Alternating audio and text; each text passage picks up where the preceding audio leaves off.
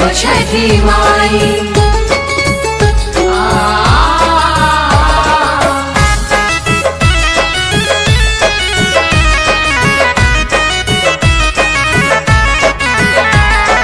भूखल बानिए माई रउए बरतिया, तेरी ना हमनी बर्तन को नजरिया। कईनी निर्जल उपवास हम लगवल बानियास, कईनी निर्जल उपवास हम लगवल बानियास। हमारा जिंदगी से दुखवा दली रखे दी, अरे हर साली पूजब रउर बेदी, ए माही एह बोला ना दे दी। जय हो हर साल पूजब रउर बेदी, ए माई एगो ललना दे दी।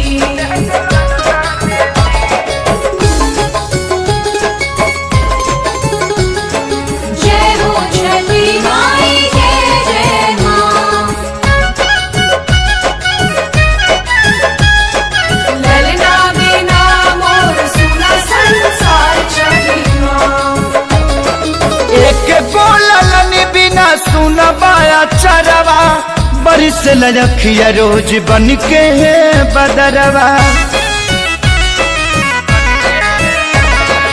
एक बोललन बिना सुनबाया चरवा, बरिस लखिया रोज बन के बदरवा। बोली रौरा लावा सुख तो सरी के दी, अरे हर साली पूजब रउर बेदी, ए माही एह बोला ना दे दी। अरे हर साली पूजब रउर बेदी, ए माही एह बोला ना दे दी। जय हो छठी माई।